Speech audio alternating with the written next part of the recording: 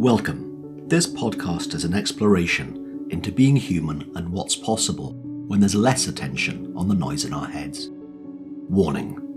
While listening to this broadcast, you may experience moments of deep peace, sighs of relief, personal insights, or long stretches of dead air. Do not be afraid. This is normal. Under the Noise with Wyn Morgan and Kate Roberts. Welcome to this week's Under the Noise with me, Wyn Morgan, and my wonderful co-host, Kate Roberts. Hello, Kate. Hey, Wyn. We normally record on a Monday, and this is no exception. And it's often the case that as we say hi to each other, I complain because it's Monday and it's late in my day, and you say Monday's great because I had a really good weekend.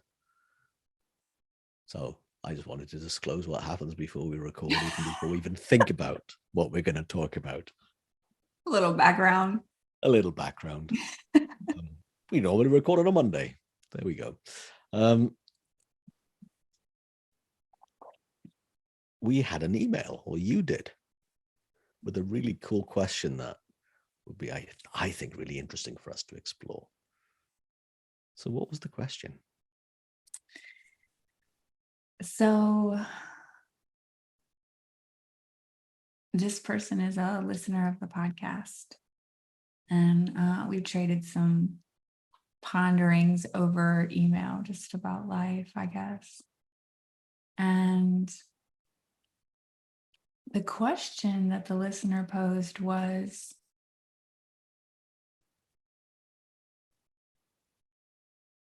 first of all, how genius life or wisdom or God or whatever word you want to use, how genius and artistic it is. Making everything so perfectly and how it all works together, I guess. I'm paraphrasing, by the way. Yeah.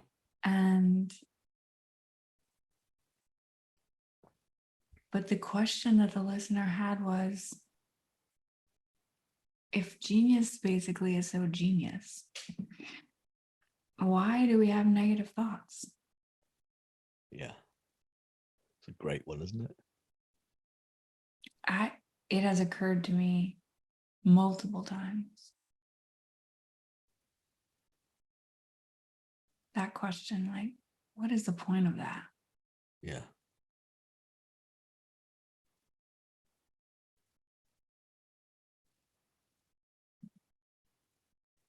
But I will say this, and I'm not really sure what I think yet. I haven't actually responded to the email, which I'm really sorry, by the way, to the listener. By the way, this listener is very used to me not replying. We suck. So, but it's such a beautiful question to be in. And I haven't spent a whole lot of time in this space yet, but I know that I've been in this space where I'm asking the exact same question and wondering, like, what is the point of that? But it is usually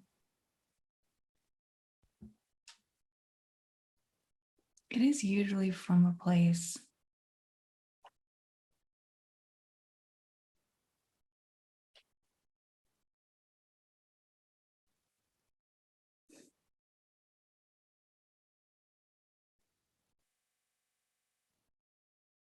it's from an energy that something's going wrong because I'm having them.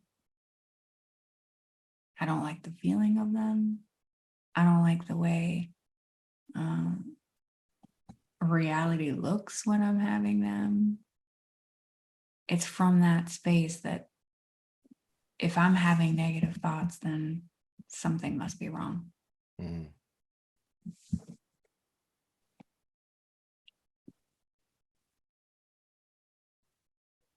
To me, it often looks like that, but in the moment right now, when I'm not having a negative thought, I don't think there's such a thing. As a negative thought? Yeah, I think I think that every thought is arbitrary. It has no meaning of its own. Now, we can make it negative, we can make it positive, we can make it, I don't know, anything. But we put the meaning on it. In my mind, I put the meaning on, and I have many different meanings on the same thing.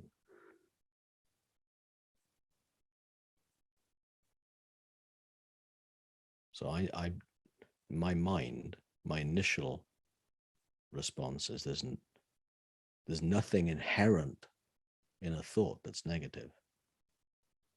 Nothing inherent in a thought that's negative.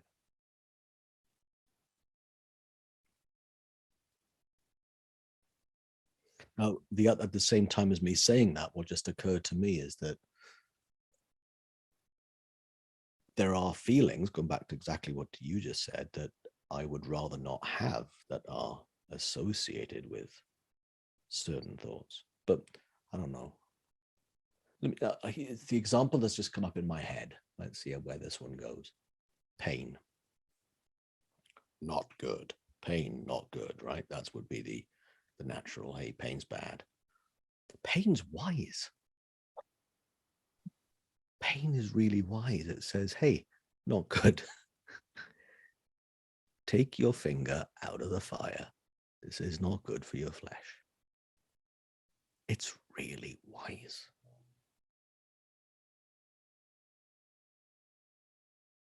Genuine fear when there is genuine danger. Really wise. Get out of the way. There's a tiger.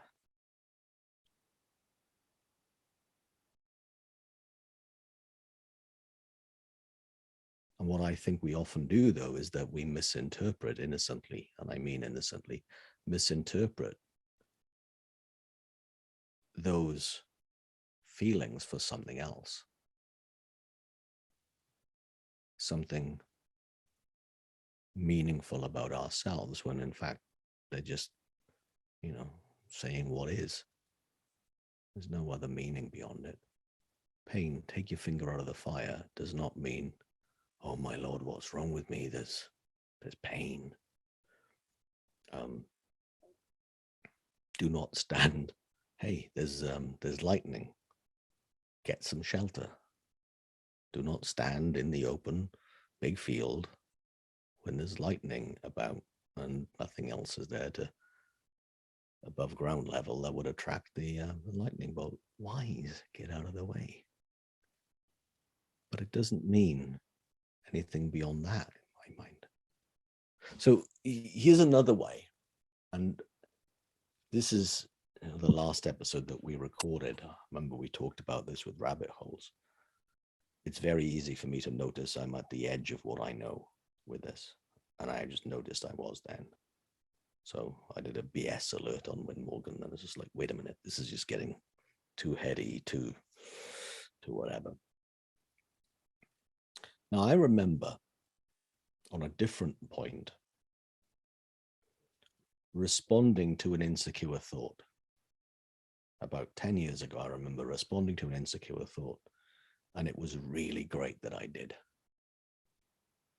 It's really great that I responded to an insecure thought. Now, insecurity is not my favorite emotion, not my favorite feeling. It would be easy to say, I don't know why insecure thinking happens. I mean, Jesus, isn't that a flaw in the design of all this genius, that insecure things can happen? Well, in this instance, absolutely not. It's made some amazing implications in my life and repercussions that I'm pretty sure I would not be sitting here talking with you if I hadn't actually given into that insecure thought.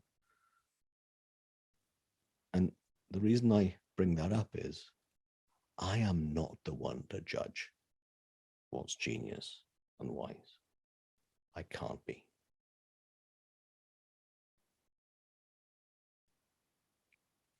It's bigger than me by definition, and I'm very glad it is. I don't see the big plan. And in this existence, this human life, I'm pretty sure I never will.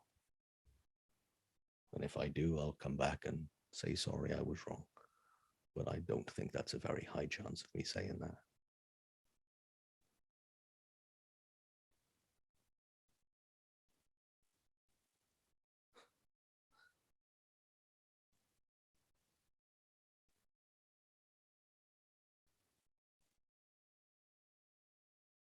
So another example would be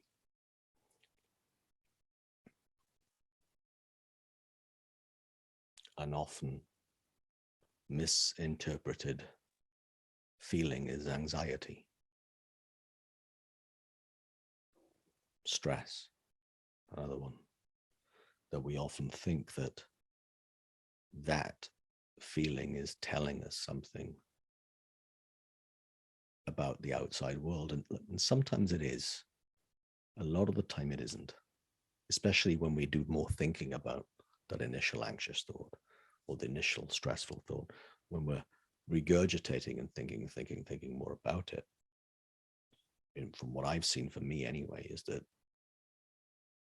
I'm now just really in my head. The initial thought might have been really wise. I don't know, but it's also telling me at any one time, I am now having a thought that has a feeling or a meaning that I've put onto it, a meaning I've etched into it that looks like it's coming from out there into here. It's the cause of it. Tomorrow's gathering with a group of people is the source of my anxiety today. Well, that doesn't make any sense considering it's Monday and I'm not seeing these people until Tuesday. Then that can't be the cause of it. What's the cause of it right now is having a thought. But in itself, arbitrary. And a fleeting thought about tomorrow. And I will then think more about it because the feeling looks like something I need to protect myself against.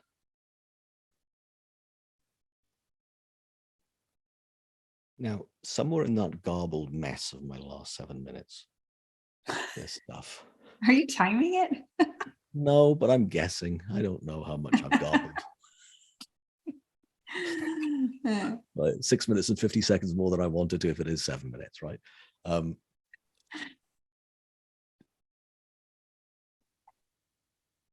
But the one thing I do want to come back to is that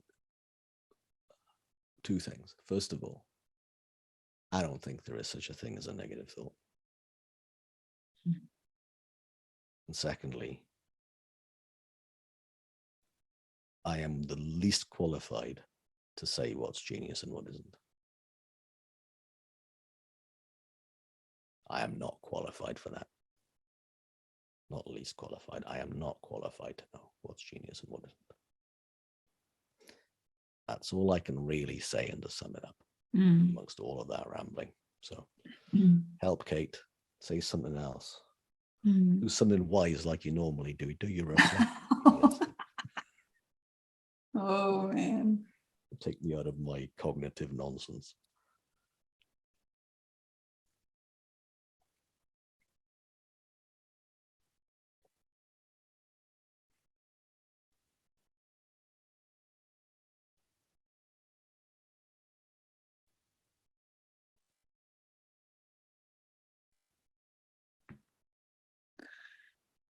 I know the feeling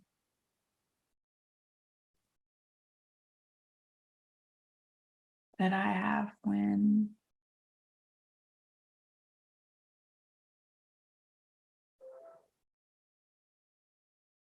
someone says that thought is neutral.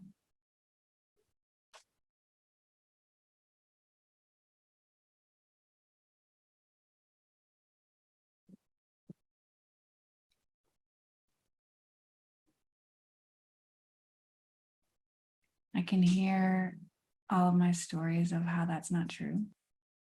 Like it immediately, like I can sense my mind trying to prove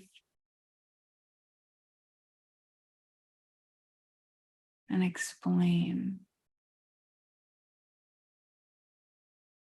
how that can't possibly be right. And yet I know what it feels like.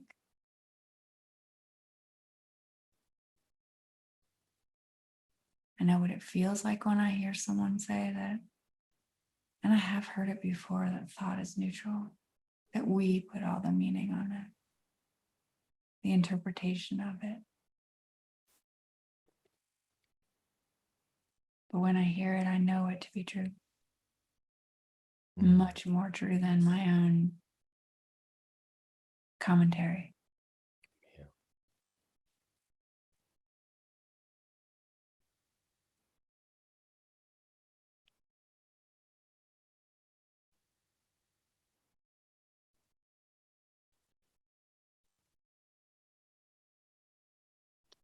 And it's being around other people or reading.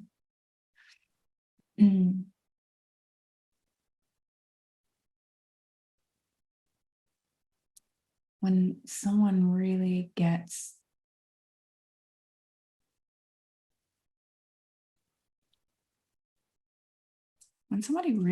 that they can't believe their thoughts, or that they don't believe their thoughts any longer, when there is that space that we talked about,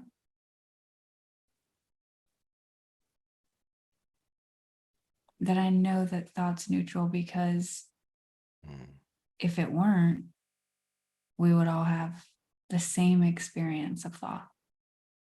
Good thought, bad thought. Like, some people have had such experiences in their life that the second they have a positive thought, they snatch it up and back away from it. That's not a good thing. Like, some people have thoughts that feel good, and then automatically it doesn't feel good anymore. So if that were the case, we'd all be having the same experience of thought. Great point. Yeah.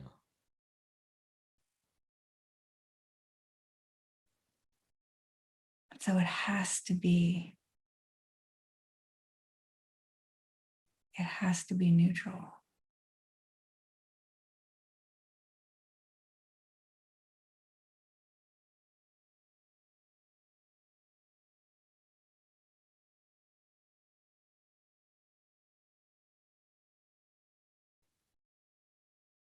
Which is really amazing, because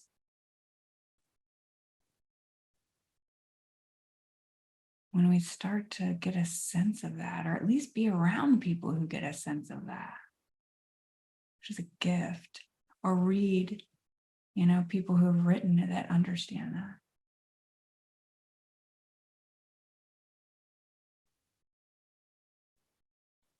That space between thought and believing it gets a little bit bigger. More,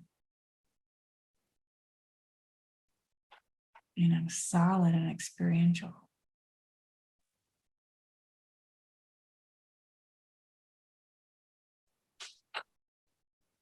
So if that is the case,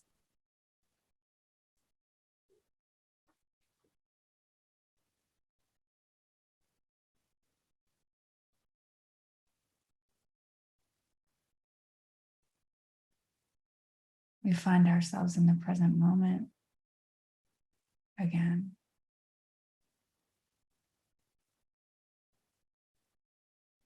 In an unknown space in the present moment.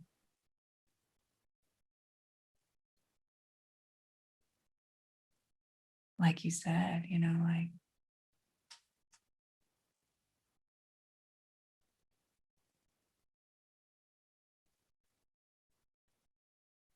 without our stories of what things mean or mean about us. And in that unknown space, it doesn't have the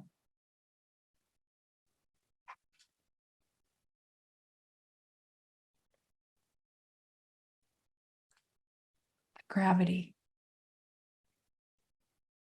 to feel bad or good. I don't know. Yeah, that makes all the sense in the world. Yeah, it doesn't have the gravity until we put the gravity into it. Yeah, innocently, without even noticing that it's us that does it. We're the one that does that. Well, you were talking, Kate. There was an example that came to mind, a very basic one about the fact that we have separate experiences of the same thing. A friend of mine who lives in Australia, he left Scotland about 10 years ago. Can't stand mushrooms. And he even said, I remember this vividly because it made me laugh, mushrooms are evil. He does feel strongly about He does feel strongly about those. And I know people who feel strongly about other foods, such as anchovies. Pineapple on a pizza is another one of those polarizing food things, right? Some people get really hung up on. But when you were sharing it, and my friend was talking about mushrooms being evil, well, mushrooms are what mushrooms are. What we make of them is what we make of them. And of course, we've got preferences. Some people, there aren't many people I've heard who've said that they're evil, or the food of the devil. Yet there are a lot of people don't like them. A lot of people like them. A lot of people love them. It's not about the mushroom. It doesn't come from the mushroom. It's our interpretation of mushroom based upon our preferences and our view of it. And while that might be a slightly more basic, earthy example of what you're saying, it's what really came to mind.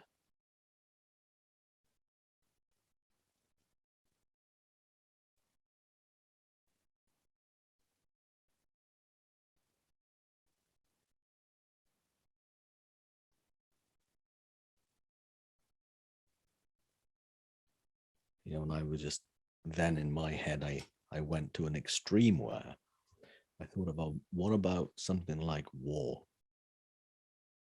Well, war, I bet, is seen as evil for everyone.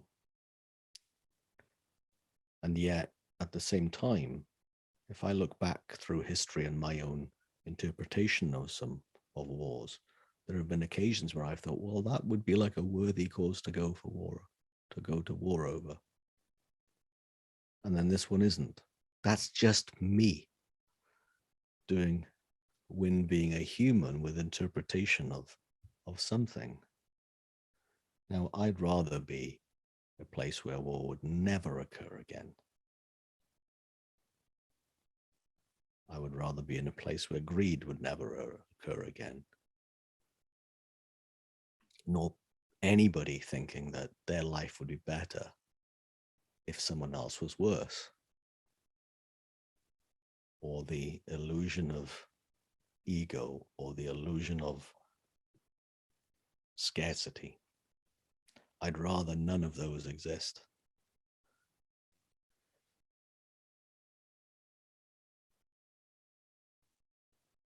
And yet, as a human being,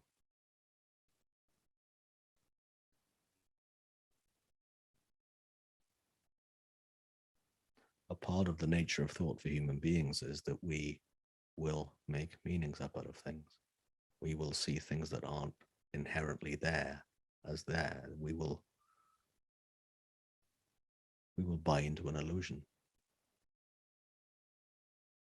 And to me, a part of our species, not that I'm qualified in my mind to talk about it, but I've read a lot, watched a lot about the what experts of the human species, what made us thrive and survive compared to other two-legged apes from a few million years ago, is that we were able to imagine, tell stories to each other, make myths that made us collaborate, imagine something, put it into existence, which apparently some two-legged apes couldn't, apparently, according to the experts who somehow have made that conclusion. And yet that's what's made us survive and thrive. That we build a wheel, that we have crop rotation, that we do imaginative things to make us collaborate and survive.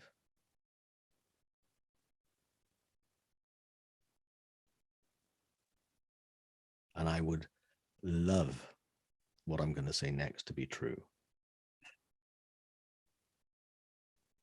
And we can all see through it too.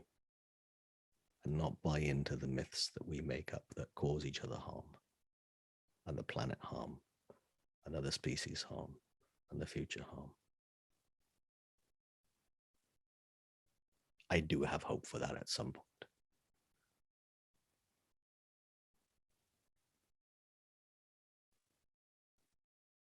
I'm less likely now to thrash out either verbally or physically to somebody else because I know they're not the cause of whatever I'm feeling.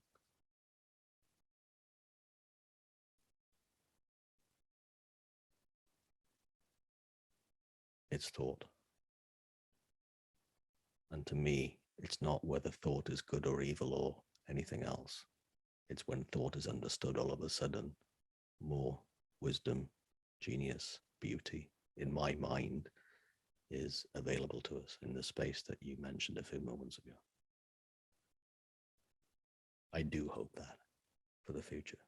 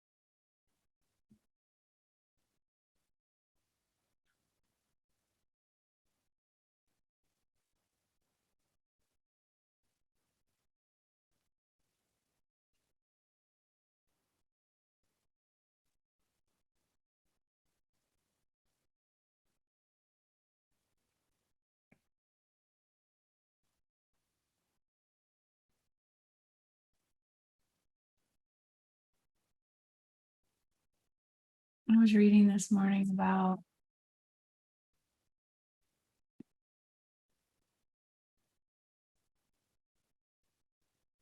aliveness.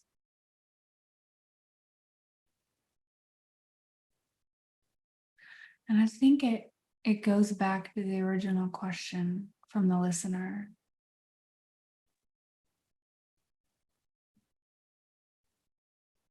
You know, our human minds want to label things positive and negative.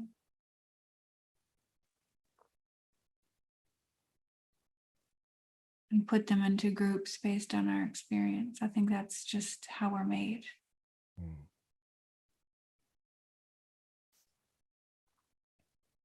So even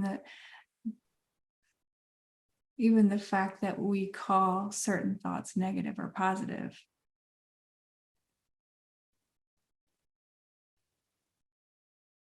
is a perfect example of how the system works.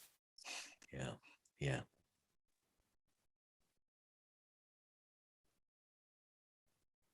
But what I was reading about aliveness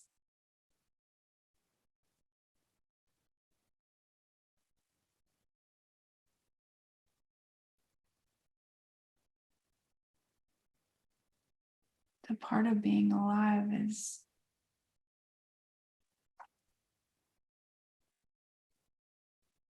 it's a little bit like our guest Fiona described playing every string on the guitar. Yeah.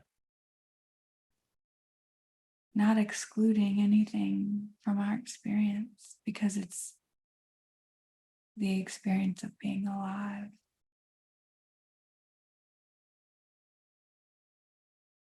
And so it's all welcome if we are able to lay down our stories of what's positive and negative, or what's to be avoided or sought after. But aliveness includes everything.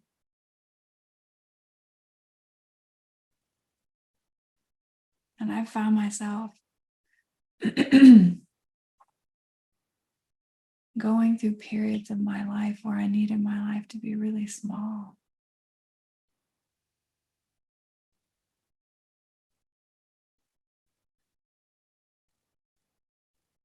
And I was very limited on what I allowed myself to experience. And I would resist or avoid negative thought, negative experience.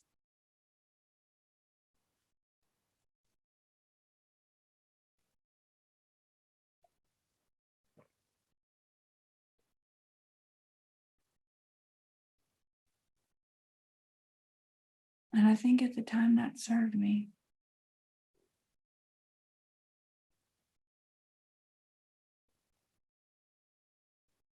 It looked real and it was perfect until it wasn't anymore.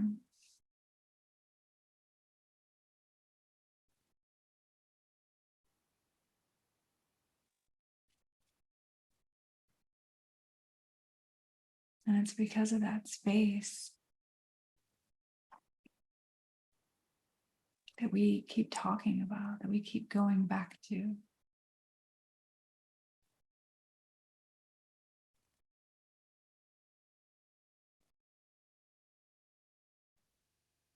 That I became more open and more allowing and more willing to feel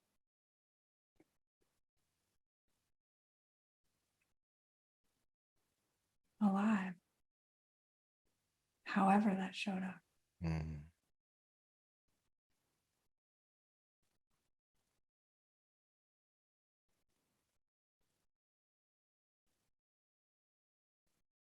I don't always see that, and I don't always know that still.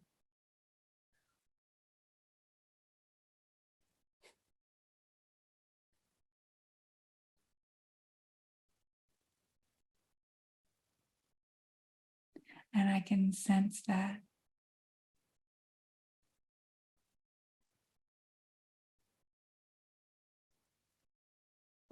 seeking part of me wanting to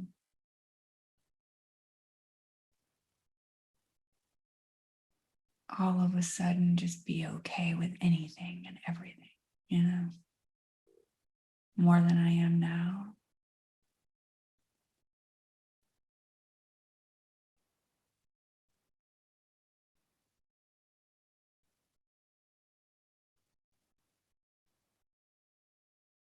But I'm good.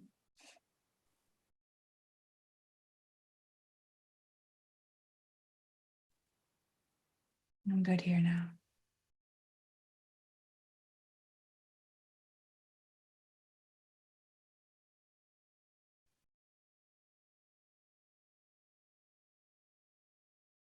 It's interesting to me. Well, that whole way you just took this conversation to me was take it very far deeper and higher level about the whole notion of alignedness.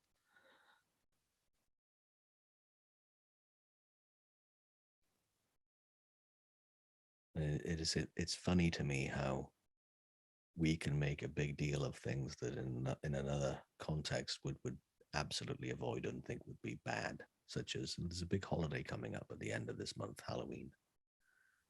And in a few societies on planet Earth, it's a really big deal. A big deal about, being scared. There are horror films. There are scary rides in theme parks. There's the haunted house, or there's the ghost train in various, parks and themes and stuff like that, where we pay money to get the thrill of being scared and the jump out of our skin. I love that stuff. who the heck am I to say what's right and wrong in this experience of aliveness that you just mentioned? I know I'm not.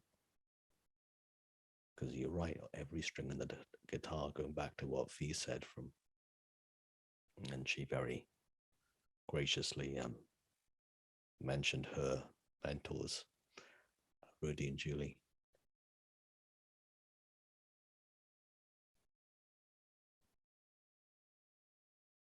It's a beautiful remembering of aliveness and what aliveness actually is.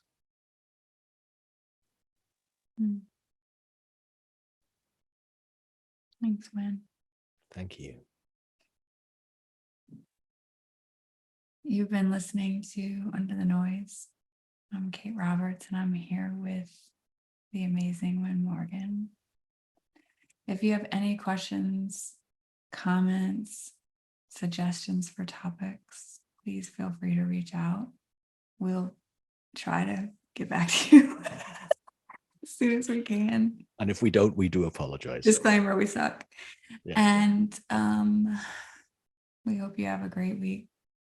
Thanks. Thanks for joining us. We'd love for you to subscribe, rate, and review. If you have a topic or question that you'd like us to chat about, email Wyn or Kate at wyn@winning.co.uk and Kate at katerobertscoaching.com. Until then, enjoy what's possible under the noise.